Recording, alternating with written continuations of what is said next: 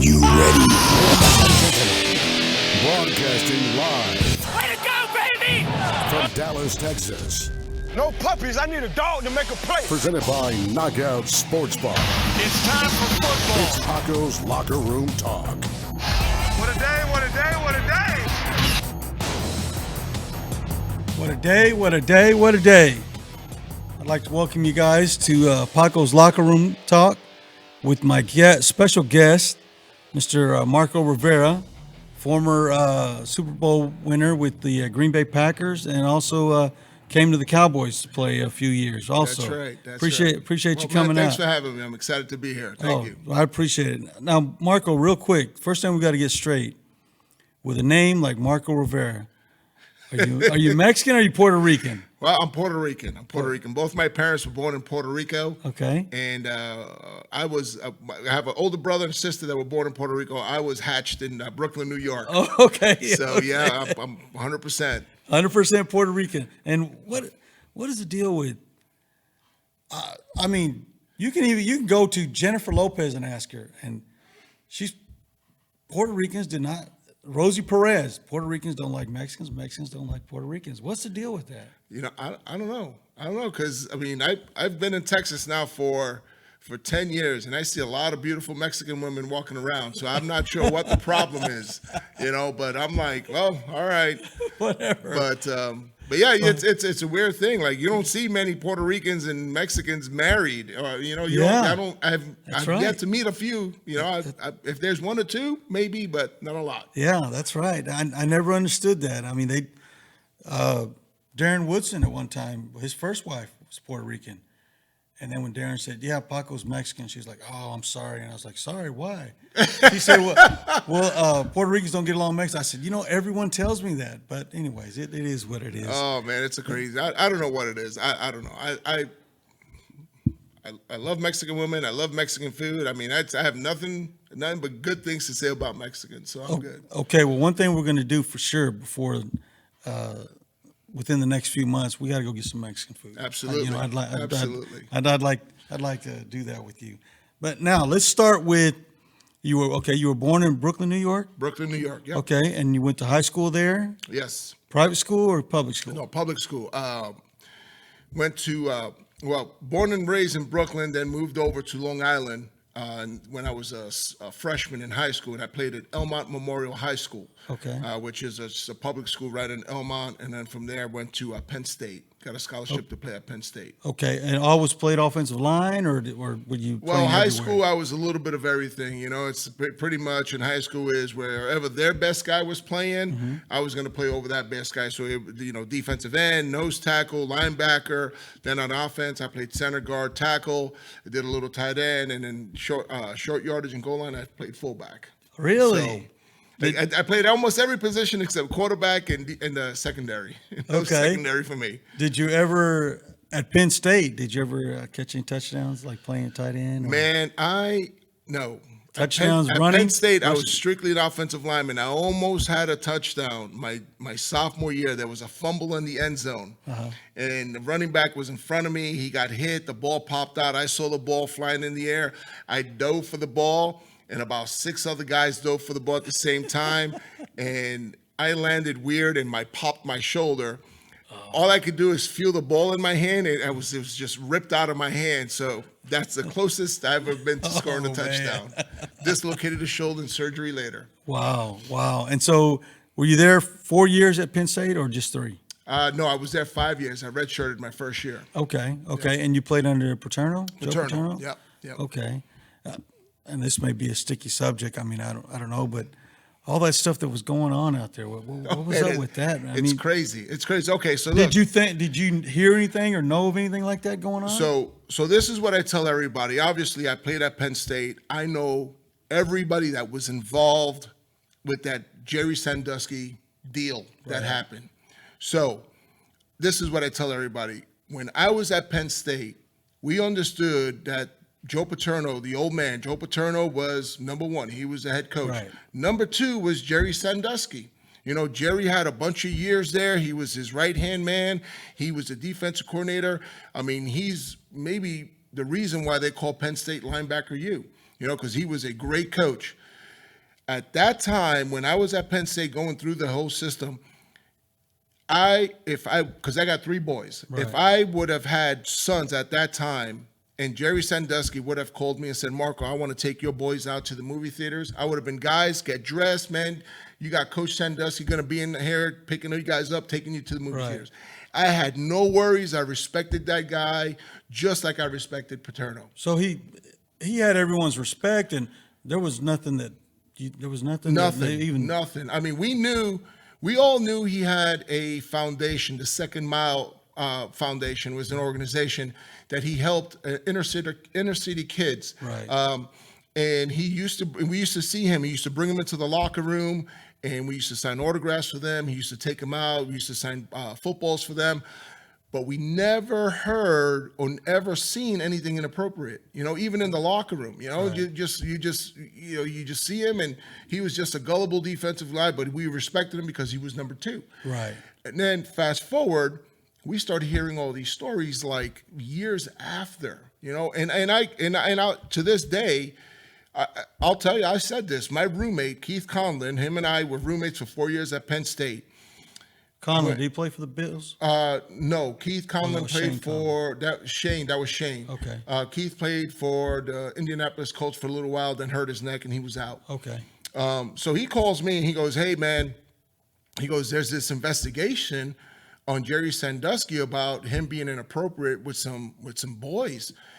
And the words that came out of my mouth, I was like, "Oh man, I mean somebody's trying to get money out of the old guy." Right.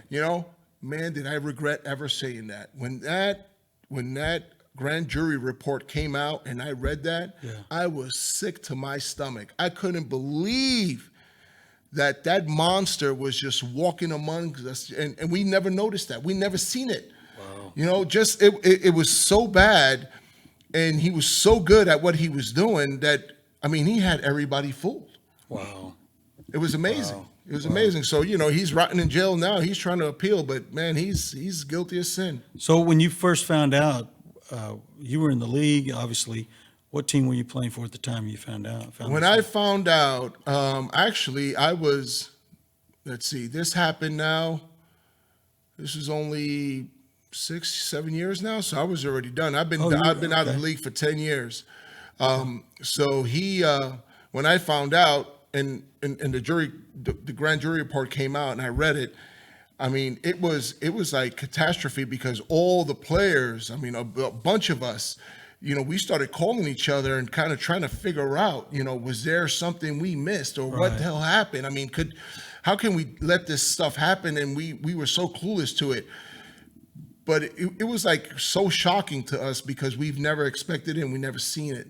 But once the whole the whole court and the lawyers, and then he got convicted of it, and we saw all the damage he did with all those young kids. And I mean, they're not young anymore. They're some are just grown men. He did this for a long time. He did this, and nobody ever came up and said anything.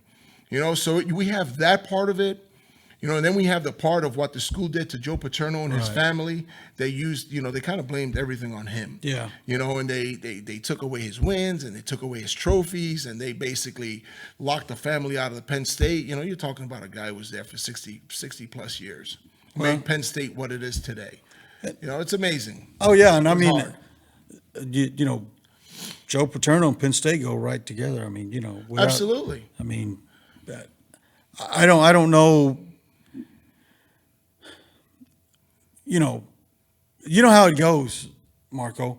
Everything's going to start at the top and go downhill. Absolutely. Yep. So I agree. Somebody had to be the scapegoat. Unfortunately, Joe was at the top, and he was a great coach. I mean, as a kid, I knew Penn State, Joe Paterno. I mean, come on, that for years. Yeah. I mean, when I was being recruited in high school, I was recruited pretty much by everybody. I was a blue chipper. I was recruited by everybody: Notre Dame, Michigan, Florida State.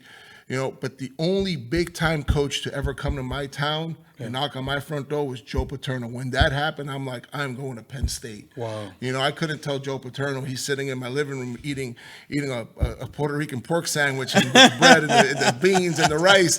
It's probably the first time he ever had that. Right. And so he's like, Mrs. Rivera, we love your son. He's going to come to Penn State. He's going to do great things. Or he's going to have to work hard, and he's going to get an education, and he's going to get a degree. And, I was the first one in my family to get a degree and, graduated and on time and graduated with a 3.0 GPA. And I was just like, man, everything he said came through. Plus, I played big-time football, and he gave me a shot to get drafted in the NFL. Yeah, wow. So you were actually drafted by the Packers? Yes, I was drafted by the Packers in '96. Okay. At that time, when you were at Penn State, who was your quarterback? Kerry Collins. Okay. Yeah, Went to we had Carolina. Yeah, we were part of that '94 undefeated team at Penn State. Oh wow. I mean, we were loaded with talent. We came in, we were the number one recruiting class in the country. And then, man, 2-3 years later, man, we put that team together. We had Kerry Collins as quarterback, Kajana Carter. Oh yeah, I Cal remember Brady, Bobby Ingram. We had all those guys. Our offensive line, five offensive linemen got drafted in the pros. Our quarterback, our 2 receivers, our 2 running backs, our 2 fullbacks. I mean, pretty much our entire offense got drafted in the pros. Wow. Kajana Carter played for the Bengals, right? He played number 1 pick for the Yes. Bengals. Hurt his elbow, then his knee. Never fulfilled his promise. Wow. Wow. And so you get drafted by the Packers. Your first year there, they bring you in the lineup, or you just kind of? Well, so I got drafted. I get there, and in '96 the Packers won the Super Bowl. Right. So they were. That was against New England, right? Yes, that was against New England. It was against Bill Parcells. Drew Bledsoe was the quarterback, and Terry Glenn was the receiver. Yes. And so I get there. They're loaded with talent. So I'm looking at the roster, and I'm like, I don't see how I'm going to make this team. But as anything, I worked my ass off in the weight room, and I think they like me because I refused to give up. Yeah. I went up against Reggie White, and I think that made me better every day. I went up against Gilbert Brown and Santana Dotson. In that year, in '96, we had the number 1 defense in the league. So if you're a young drafted guy going in and you're practicing every day, because I was on the show team. I was not a starter. Right. They had their starting line all set. I was on the show team, so I had to practice against these guys.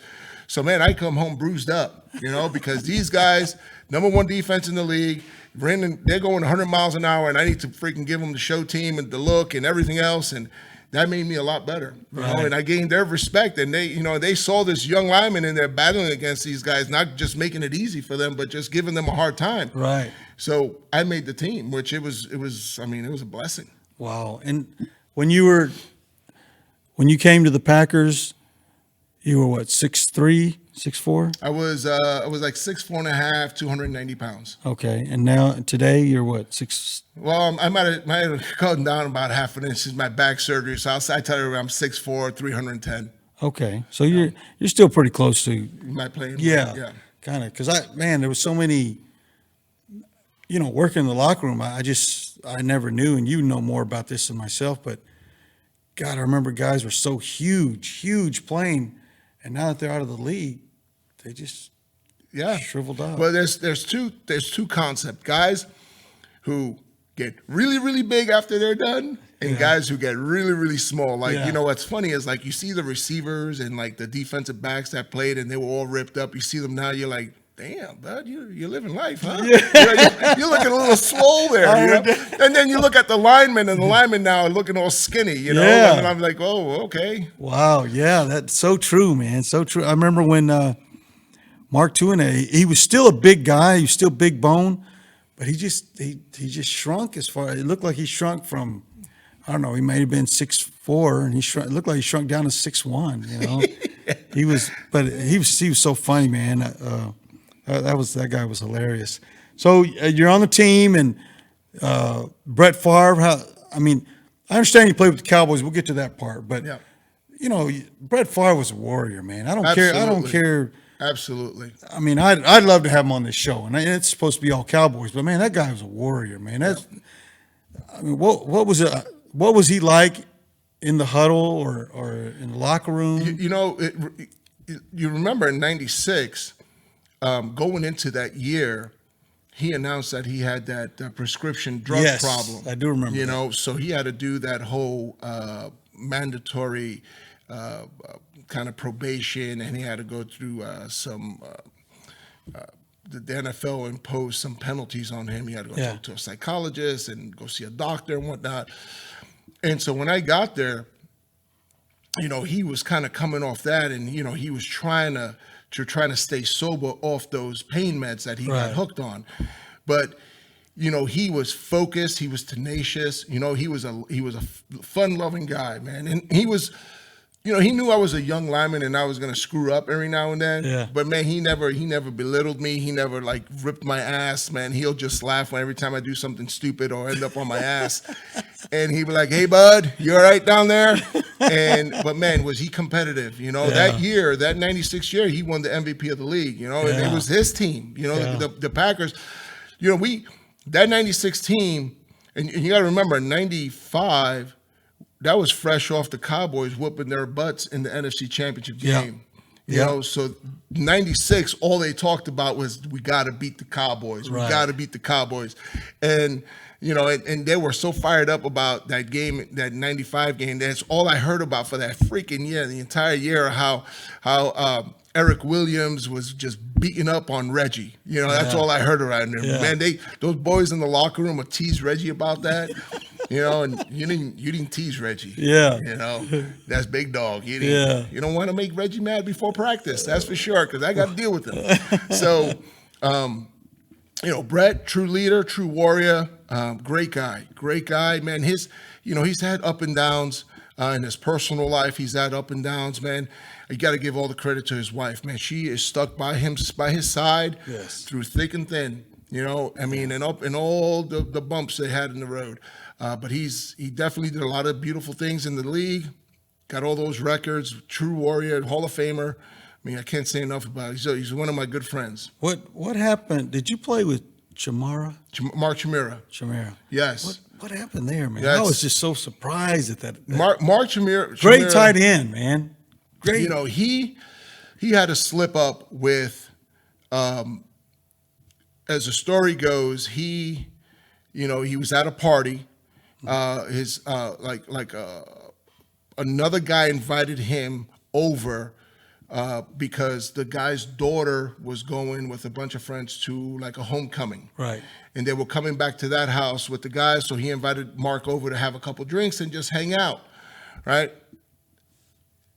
Okay, so the guy invites you over to hang out, then they both end up in the hot tub with a bunch of these high school girls. Young girls. So there's the problem, and then one accused him of being improper, which, by the way, used to babysit for him, which that freaking court case later, he's proven innocent. Right. But man, it did damage on his reputation. Yeah. And it cost him his job. Yeah. Because after that, he got cut by the Packers and he was never picked up again. Yeah. So he I think he got 9 years in the league. He probably could have played another 4 or 5. Yeah. I remember he used to have that Superman tattoo. Remember that? Yeah, absolutely. Yeah. Great guy, man. Well, listen, we're gonna have to go to commercial real quick, Mark. And then we'll come back and we'll talk some more Packers Cowboys. Absolutely. Okay.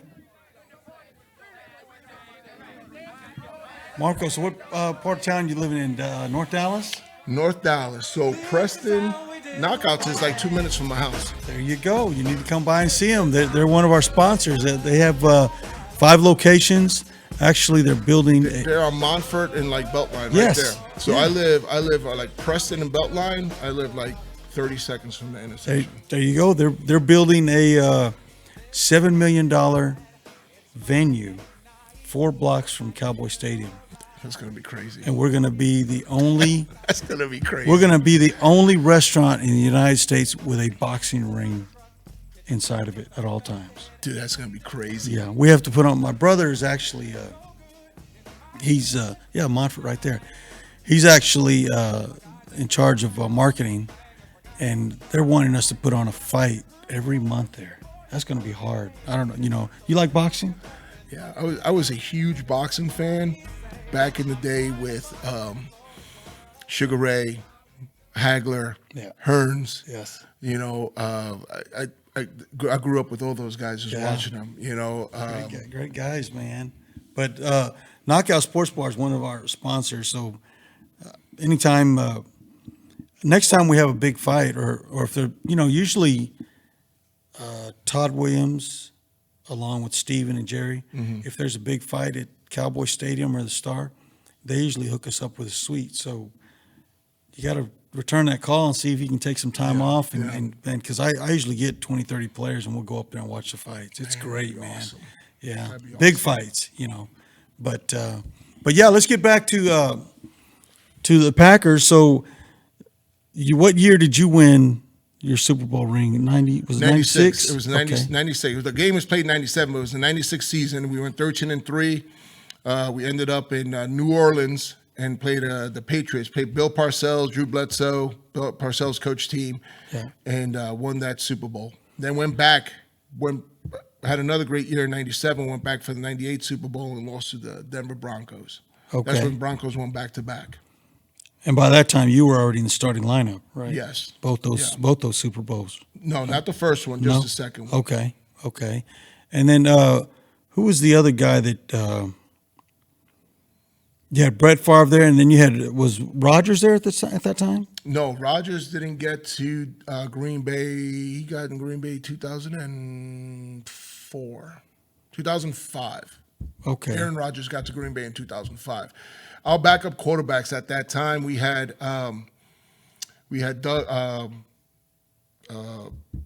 Jimmy McMahon was one, yeah, and Dougie Peterson, head coach for the Eagles. Yes, that's right. He was the other backup, and Doug was really good for Brett, because Brett was a gunslinger. Brett naturally is a great quarterback, but he's not one that studies a lot. Yeah. He likes to get up there and swing that ball and see what happens, And so, when you compare him to like Aaron Rodgers is more of like a student of the game. Right. He kind of studies and he's methodical about his approach. Not Brett. Brett was just a wild man. He just want to throw it. Wow. And so you play, 8 years with the Packers? And then 9 years with the Pack, then I got 2 here. Okay, so then you come to Dallas on a trade or a free agent contract. Okay. Yeah, got here in my last year was 04, got here in 05. And they signed my year, they signed Drew Bledsoe to be our quarterback as well. So I ended up blocking for Drew Bledsoe. And Terry Glenn was also here. And who else was here? We had another receiver. Played with the Packers? No, he was a first rounder for the Jets. I'll think of his name. Okay, I can't remember. With the Jets. He was the number 1 pick with the Jets back in 96 out of USC. Oh, Keyshawn. Keyshawn Johnson. Johnson. Keyshawn. Yes, okay. Man, what a character. Yeah. Oh, was he? Yeah, he was. I always said, Keyshawn, you should have been an attorney, bud, because man, he could talk, and man, he could make an argument out of everything and anything. Really? Oh yeah. Really? So, tell me the difference. So you come to the Cowboys. You play a couple of years here. You got Drew Bledsoe as your quarterback. You've got was it Marion Barber was your running back at that time? Marion was our running back. Yep. Okay. Yeah, we had Julius Jones. Yeah. And Marion. Okay, and Julius out of Notre Dame, right? Notre Dame, yep. Yeah. And so you're here playing, obviously 2 totally different locker rooms. I mean, yes. So tell me the difference. I mean, tell everyone here the difference between, the Packers and the Cowboys locker room. Well, the Packers don't have an owner. They have more of a board of directors, board of directors, and they kind of manage the team, and they have they kind of like the CEO is Mark. Now it's Mark Murphy. Back then it was Bob Harlan. And Mark Murphy used to play for the Packers, right? Mark Murphy played a long time ago. He played for the Redskins. The Redskins. DB. Yes. Yeah. Okay. I know what we're talking about. Okay. So, the Packers really invest a lot of their money back into like the facilities, right? So the Packers have really nice locker rooms and workout facilities, and the indoor facility is really nice. The stadium is really nice, and it's more of a family friendly feel there. They do a lot for the families during like the games and after the games, and they go far and above, to make your family feel welcome when you're a Packer. Right. They do a lot right because it's a small little town, and the fans in Green Bay are, they love their team, and they're the best fans in the world, Right. Until you get to the Dallas Cowboys, and then they're the best fans in the world. But the Right. Dallas Cowboys have, that stadium is huge. So those fans, they have so much more fans. Yeah. Than the Packer, group. The Packer fans, the whole town is in the stadium. Right, they on close Sunday. down, yeah, on Sunday, So it's yeah. like 95,000 people. They're all in the stadium. Right. Here in Dallas, you got 100,000 people, and you got 1 million outside. Yeah. So, but that was the biggest difference when I got here. Like I understood that we had an owner, which was the Cowboys, but I was not impressed with the way, the workout facilities, the locker room, the weight room, the stadium. So I was like, man, this is the Dallas Cowboys. I was like, this is supposed to be America's team. Right, Man. Where is right, it? right. And then, they were kind of struggling at those times to kind of find an identity. Bill was hired to get the Cowboys back to the promised land. And, and he was doing it. And he was trying to do it through the draft because, man, he had a couple good drafts there. Yeah. DeMarcus Ware, he got those. So you're like, wow, he got some really good players out of the draft, and the Cowboys were headed in the right direction. He just got tired and wanted to retire. He was at that time, he felt old. He said it. He came out and said, I just feel old, and he wanted to retire. But the biggest difference, going back, is the Packers give you that homey feeling. Yeah. Here at the Cowboys, not so much. When my wife got here, we didn't have kind of like a secure parking lot at the stadium. So she's like nervous that something is going to happen. She's walking into the parking with the boys, with Right. the babies at the time. And she's so nervous because there's fans all over and they're screaming and she was not used to that in Green Bay. Yeah. So that was like one of the things. The other things, again, was like, the condition of the stadium. The condition of the stadium was bad when I got here. It was bad. Texas Stadium? Texas Stadium was like on life support. Yeah. And I'm thinking to myself, man, the Cowboys deserve something better than this. Yeah. So that's kind of like the difference. And also, we understood here that it's Jerry's team and he's going to run it his way.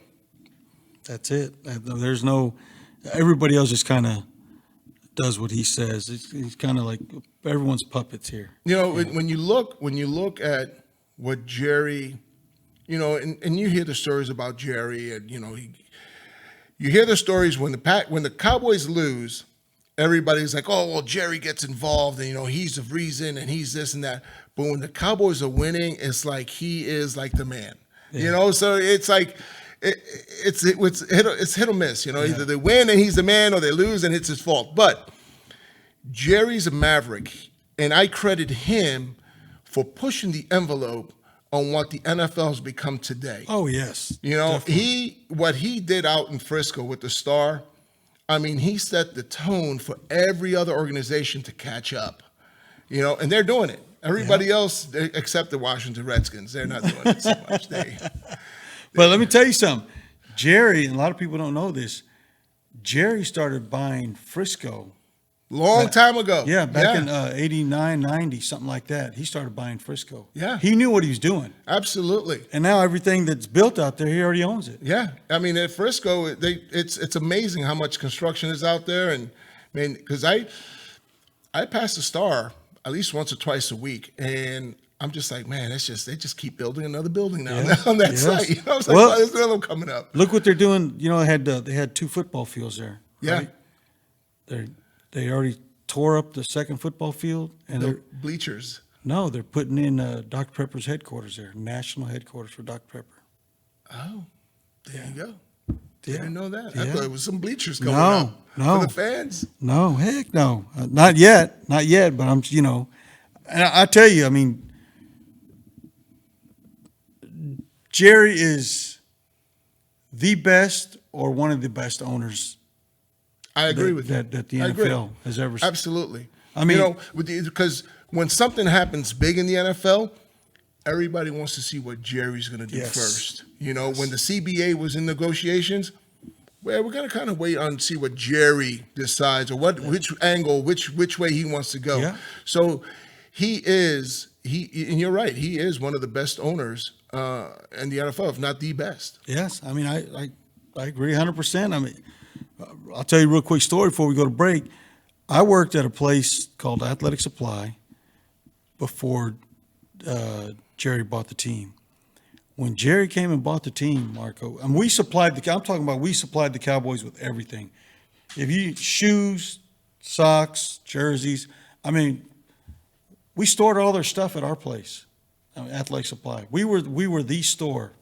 You want anything to do with Cowboys, the Cowboys would call us, the equipment guy or techs or whoever, hey, I need this, and we take it over there to him. Anyways, Jerry comes in, and Jerry's like, I don't need any of this middleman stuff.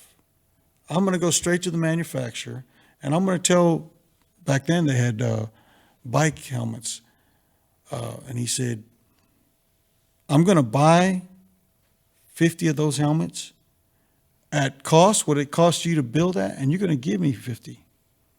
And if not, I'm going to go to Rydell, and Rydell is going to give me everything I asked for.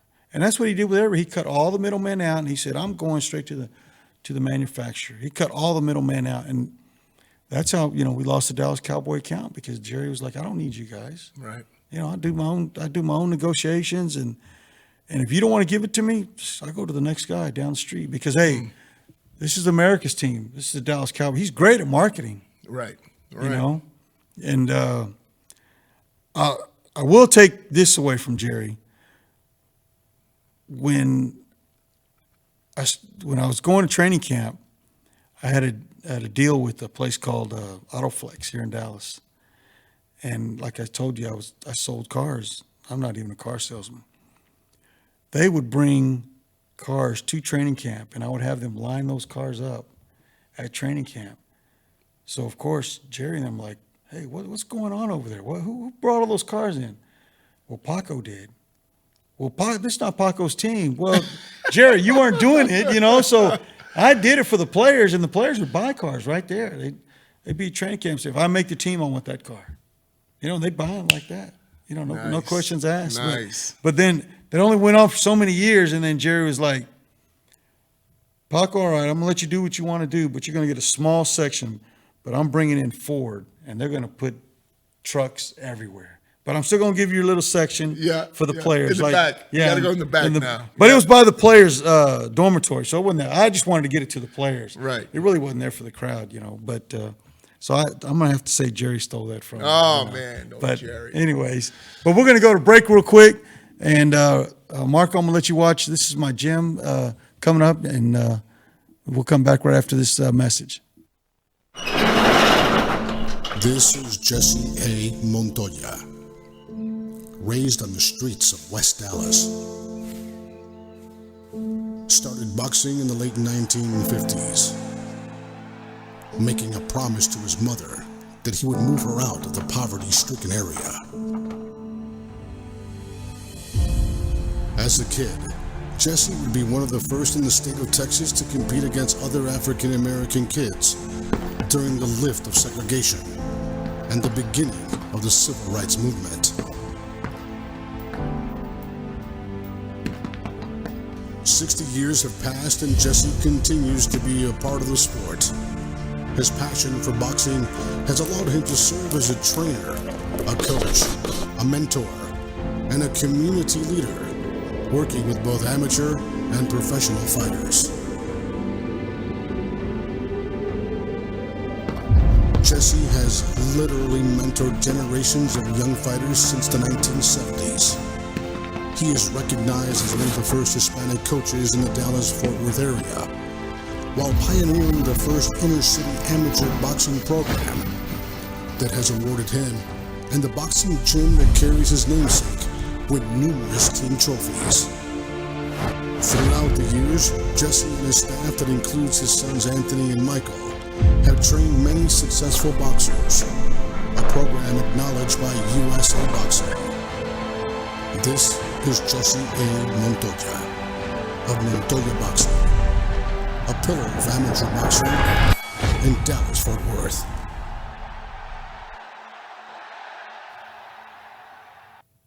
What do you think about that, Marco? When's the last time you were in a boxing gym, or have you ever been in a boxing gym? Yeah, actually, I was probably maybe 17. Really? 16, 17 years old. In Brooklyn? In Brooklyn. Really? Yeah. When I had a buddy of mine at public school. I think we were 9th grade, maybe 10th grade. He was a boxer, and he wanted me to go see him train. And I went to see him train, and he was sparring, and he got knocked out, but he looked good. Oh, yeah.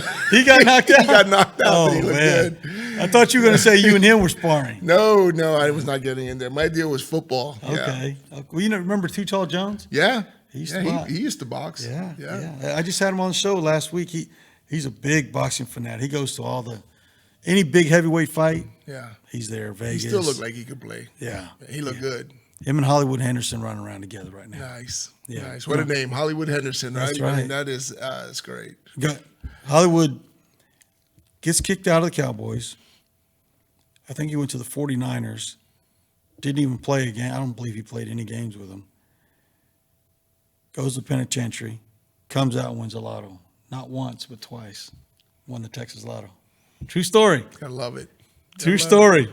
I'm not mad at him. Hey, enjoy yourself, Hollywood. I'm gonna play the lotto. I'm destined to win that Powerball one of these days. Oh man, that'd be nice, man. Well, you got a chance. You know what they say? Only Latinos win the damn lotto. Man, I'm telling you, I rub my bones. I'm like, come on, baby, give me something. So you're here in Dallas. You play a couple years, and who was your head coach at the time? Was it? It was Bill Parcells. Yeah. Both years. Both years here in Dallas. Yeah. And I remember growing up watching him coach the Giants. Yeah. Being from New York, the New York Giants were my team. They had Lawrence Taylor, Harry Carson. Yes. Belichick he was the coordinator. Bill was the head coach, and Phil Sims, yeah. I mean, they were full. Yes. They won the Super Bowl. Joe Morris, little Joe Morris. Yes. Yeah. So I grew up watching those guys. So when I had a shot to come to Dallas, it was when I was done with Green Bay. Did you live in Green Bay? I lived in Green Bay, okay. right? It was between Baltimore, Dallas, Detroit, the Jets, and San Fran. They were the ones that really came after me as a free agent. And I said, well, I wanted to play in a nicer weather environment. So the Dallas Cowboys, I'm like, okay, I'll get to play for America's team. Bill Parcells is their head coach. I really respect Bill. Yeah. I grew up watching him. So when I came down here to visit, it was like awe-inspiring. I got to meet him and Jerry Jones at the same time, and they both like double teamed me, and I was like, oh hey, they made it sound so awesome, and I was like, all right, I'm in. Did they fly you down here, or they flew me down. They gave me a first class ticket down. Oh, okay. Yeah. Sometimes they didn't do the private jet like they did Drew, man. Yeah. I was like, yeah, Drew, they fly in a private jet, and then they fly me. Yeah. I'm like, yeah, Jerry sometimes uses that private jet. Yes, he's got a helicopter now, and yeah, he does. Nice. have you heard about that yacht he's got? Oh, 250 mil. Yeah. I saw that yacht down in the Bahamas. I was on a cruise ship, but we pulled up right next to that freaking yacht. And I'm looking at this yacht and going, man, I seen a picture of that yacht before. And I look at the name, I'm like, Michelle, I think that's Jerry Jones's yacht there. And it was brand spanking new. They still had the freaking plastic on it. I'm really? like, wow. Wow. Yeah, but I hope he enjoys it. Yeah, it must be nice, man. Must be nice. And so you were living when you come to Dallas. Obviously, the weather, a lot of different weather. Yes. I guess your wife enjoyed living here too. Nicer weather. Yeah, I think she was ready for a change. We were in Green Bay for 9 years, and Green Bay. I mean, the weather is well. You guys see the games. It's cold. It's the skies are gray and it's cold, and you're always home. And I mean, it's tough living out there. Yeah. It's great. There's not really a lot of things to do out there. So you either go to the football game or you stay home and watch TV, or you're in the gym working out. Well, you had to felt like the lonely soldier out there because I mean, Green Bay. There are no Puerto Ricans or Mexicans out there, are there? No. No Mexican food either. No. You actually, there was one Mexican restaurant. Really? Yeah, and it was not bad. It was pretty good. Okay. Yeah. So, but no, it's where very few. So you come to Dallas. What's your best Mexican food place here? Okay, so I like. You like black beans? I love black beans. See. Right now it's Macero. Macero is on Beltline. Yes. It's a new spot, and they have some pretty good fajitas over there. I love me some fajitas. Okay. Some guacamole fajitas, some rice, some beans on top. Yeah. Okay. Well, actually, my family used to have a Mexican food restaurant here in Dallas for years. I just couldn't stand the, you put in hours. Yeah. Man, it's unbelievable. But so you're here in Dallas. Your wife likes it. You've got 3 boys, correct? 3 boys. 3 boys, and how did they like it? I mean, obviously they were used to the snow and making snowmen. Right. But when I got here, they were. I mean, when I got here, my youngest one was 3 months old. So I had 3 months old, 2 years old, and 4 years old. So it's they were really, really young. So they grew up. Really, they remember more. I mean, they grew up in Dallas. Okay. I mean, they were in Green Bay, but they have little memory of what it was in Green Bay. But they still do remember the snow. The 2 older ones do. But to them, it's all Dallas. Okay. And they go to private school, public school here in Dallas? They went to private school. I had them in private school here. Now I got one in college, and the other one is starting to think about going to college. Good. And what are you doing nowadays?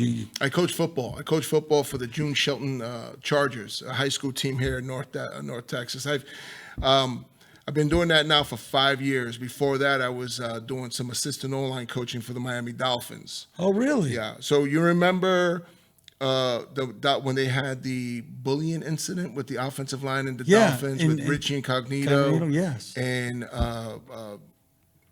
oh man, I forget the black guy's name. Jonathan Martin. Yes. So that was my last year with the Dolphins. I was there, and I was in that locker room and in the room when all that went down.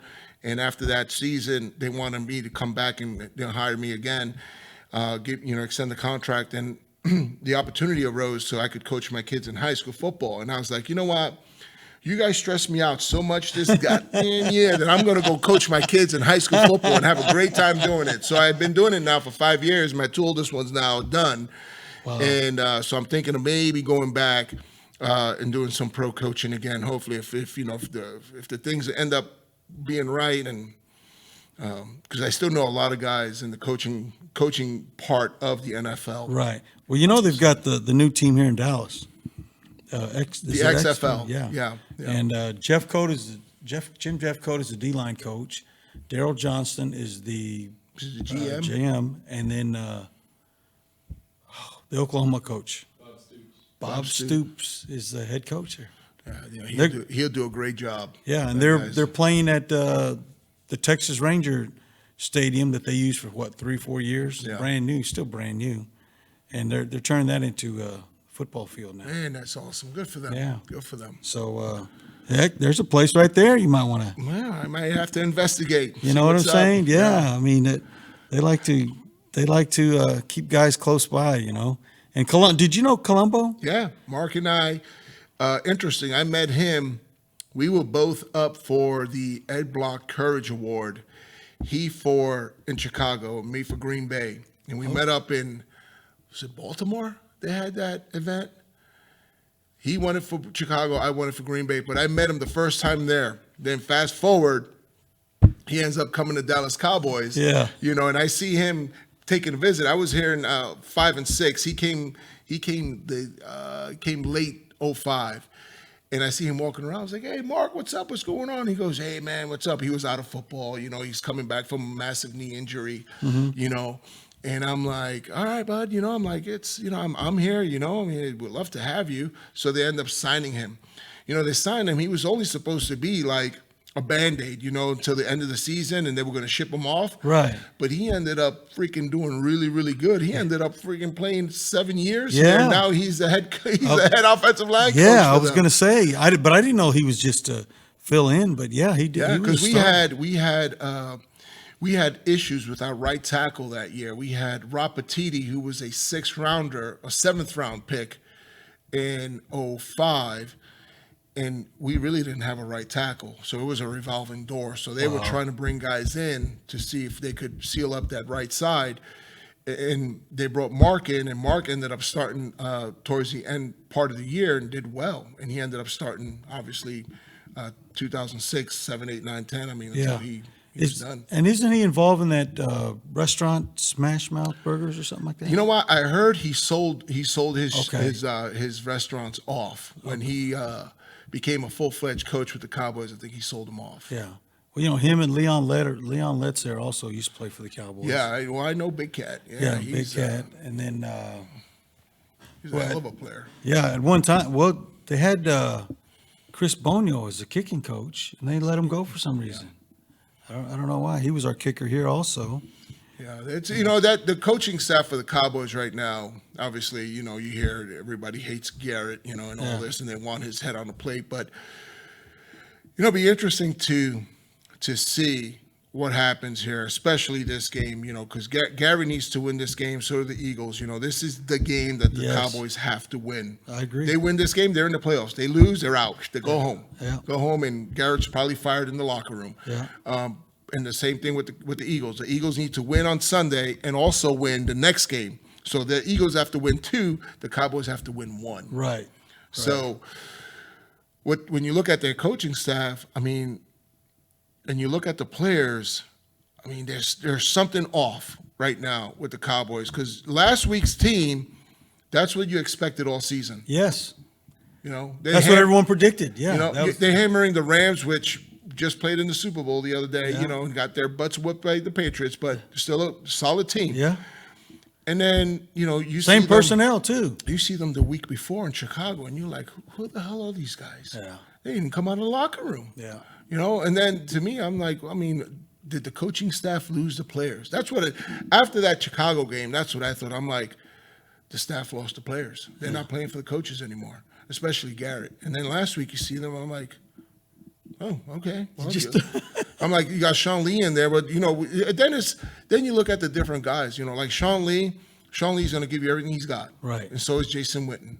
2 old goats in there just battling, but they're going to give you everything. Yeah. They don't care who the coaches are. They don't want to hear rah-rah talks. Just, man, blow the whistle. Let's get to work. Yes, I agree. I like Sean Lee. I think the problem is just his health, But, he's always been banged up. Yeah. Well, we're going to come back and finish off by talking more current Cowboys, but we're going to go to break real quick. So let's take a quick break. Now, Marco, I don't know if you spend much time in downtown Dallas, but this is another one of our sponsors, Rudolph's Meat Market. These guys have been around since 1845. Downtown? Yes. Look how old that picture is. And a friend of mine is the one that owns it. His family owns it. And, you go over there, and it's an old school meat market. You walk in a big old huge walk-in refrigerator, which they got 2 or 3 of them, and there's all kinds of meat hanging. Just like in Rocky. Yeah. And then they've got sausages, turkeys. Right now they're just off the chain right now. Everyone's buying their meat there. But man, if you ever want to buy some, see, look at that. If you ever want to buy some, they got the old chopping boards. That's there. what my father did for a living. He owned 2 butcher shops growing up. That's what I did. I basically grew up in a butchery. Yeah. So I know how to do all that stuff. Cut meat, wrap up, sausages. All that. Cut pork chops. All of it. Look at that Texas steak. We need to go by there sometime, me and you, and then I'll introduce you to the guy. Hell, he may want you to come in there and do a little commercial for him or something, Man, he'll take care of you too on the meat products. He's a good guy, real good guy. I've never been there, but I'm definitely going to go. Yeah, it's a really nice place. Well, Marco, we need to do something together. Not very many Latinos to hang out with anymore. You know what I'm saying? Romo's gone. Well, I don't even know if Romo was there. Was Romo ever considered Latino? You know what? He was fair weather Latino. When it benefited him, he was Mexican. When it didn't, he wasn't. I used to tease him all the time. I'm like, dude, you're half Mexican, right? You're like half Mexican for real. Yeah. Like your dad's Mexican. Yeah. He was like, yeah, but then his mom is white, and I'm like, but you you go more to the white part. Yeah. Yes, he does. Yes, he Oh does. man, Romo, let me tell you, that guy. I'm happy for the success he had here with the Cowboys. I'm sad he couldn't win the Super Bowl for them. Yeah. But he's having a great career now on TV. I love him on TV. He's great. He's so smooth on TV. He's going to get a huge contract coming up. I mean, God bless him. And he still lives. Where does he live? Spring Valley? No, not Spring Valley. He lives Spring. Is it Spring Valley off of 75? No, he lives off the tollway over there off of Valley View? North of Valley View. I'd never. Addison Airport, you know where Addison Airport is? Of course. Like on the other side of the tollway. Okay. Yeah, I've been to Addison Airport, Millionaire. That's where they have all the Lear jets. Yeah. So he lives like 5 minutes from Millionaire. Wow. Because we're supposed to be doing a fight. We got a friend of ours who owns a Statler. He just built a new hangar there. Nice. And so he's like, I want you guys to put on a fight. Invite so all my guests can come see my new hangar. In the hangar? Oh, man, that's awesome. And, man, he's got some nice jets there. He's got two. Big one, and he's got a little one. One of these days when I hit that Powerball. I'm gonna say, hey, you remember me, Marco? Marco, you need any help, man? Let me get your car serviced or something, man. Oh, man. But let's go back to the current situation at hand. And, you know, I like Garrett. I know when we worked together, I mean, on Thursday nights when we would we call star and stripe the helmets, Jason would he'd be the last person out of the locker room. He'd be sitting in his locker and just drumming up plays. And it'd be him and Troy, and then Troy said, well, I'm gone. And Jason said, yeah, I'm hanging around for a little bit. Right. We as equipment people, we're still working in there, and Jason would be over there in his locker just drumming up plays. So I always thought he'd be a great offensive coordinator because he was offensive minded. But, my first reaction was they don't respect him because of his age, but heck, look at the Rams coach. The Rams, that's like you look at the Packers now have a young guy, the Rams, the Cincinnati Bengals, the 49ers, all these guys are in their 30s, mid-30s now, early 30s. You look at that, you're like, huh. So I was wrong, I thought maybe the age, but no, I mean, I don't know. I don't want to talk bad about Jerry. I'm not going to talk bad about Jerry because he wants to win, but it goes back to what we talked about, Marco. He's the best or one of the best owners. Right. If you're asking me anything other than that, as a fan, he's not cut. And this is, let me maybe shed some light on it. So this is what I realized yesterday, I was reading some clippings and all that. Dallas Cowboys, the Pro Bowl teams came out. Yeah. Either last night or the night before. Dallas Cowboys got 4 guys. They got 3 linemen and their running back. Okay, they got nobody on defense. Right. Which was surprising to me because, at the beginning of the year, I thought that Jalen Smith was going to have a shot to go to the Pro Bowl, and also Crawford. I'm like, at least those 2. Yeah.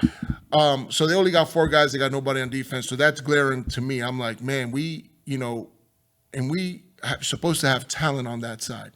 Look at the Baltimore Ravens. They got 12 guys going to the Pro Bowl. 12 guys. Yeah. But one of those guys is Earl Thomas. Remember Earl Thomas, a strong safety that played for Seattle? A team, yeah. Right? Earl Thomas, I remember him running down the tunnel, knocking on the Cowboys' door, begging to be on the Cowboys. Yes. They ignored him. Yeah. They basically said no. This guy is a ball hawk. This guy will be in the Hall of Fame. Yeah. And they basically shoot him away. Now, would you rather have him as a strong safety or who's their strong safety? Heath? Heath. Now, I don't have nothing against Heath, but would you rather have Earl Thomas or Heath? Come on. And so you guys, okay, he broke his leg. I understand he broke his leg, but a leg break is not like a blown knee. That bone will heal. That guy rehabbed. Now he's back in the Pro Bowl playing at an elite level. Yes. I'm like, so when you don't have guys like that you guys just kind of don't want on the Cowboys, or I don't know the specifics, but it looked to me like they didn't even entertain an offer.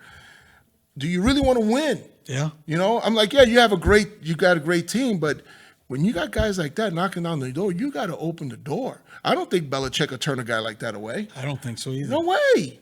No way. I mean, so, you know, it's a little bit weird what goes on with the team and the ownership and the coaching staff. You know, you look at Garrett and Jerry's relationship, it's not, you know, he's more like family than anything else. So Jerry really doesn't want to fire him. Yes. Jerry's hoping that Garrett goes and wins these next 2 games, gets a home game for the playoffs, wins that one, right? Then ends up in the Super Bowl, and Jerry's hoping that Garrett wins the Super Bowl so he doesn't have to fire him. Yeah. Because he really doesn't. I agree. I mean, I fully agree. I think there's more of a father-son or family bond between the two than just business. Right. And everyone's always said, I mean, I remember when Jerry first came to the team, with him, it was always personable. You know, I mean, he wanted to be personable with you. And with Tom Landry and Tex Schramm, guys, you might not, well, you know who Tom Landry is, but it was all business with those guys. Yeah. You know, Jimmy Johnson, business. You know, I mean, Jimmy didn't play. I mean, he didn't care who you were. Everybody said he loved Michael Irvin, but at one time there was something that was brought across the table. Hey, what if we trade Michael Irvin? What can we get for him? Yep. Jimmy's all about, you know, Improving business. the team. Yeah. Improving the team. You know, and Yeah, I don't. he's got that Bill Belichick mindset. You know, you look at Bill Belichick and how he does some of the stuff he does.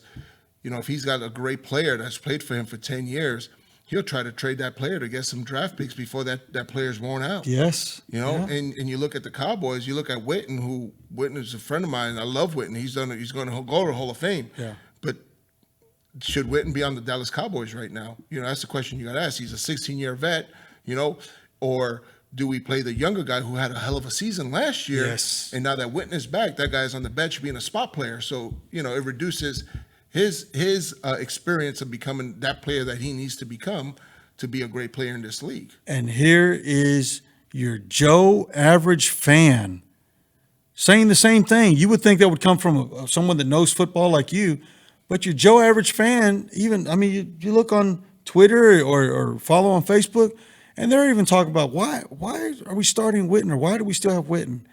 You know, Jarwin is the guy you're talking about. Jarwin. Exactly. Had a great year last year. Yeah, why don't we have Jarwin in there? And of course, some people get their feathers ruffled because, oh, I can't believe you talk that way about Witten. No, it's not that we hate the guys. We just being objective. You know, it's the same thing. It's the same conversation we had in Green Bay when it was Brett and Aaron Rodgers.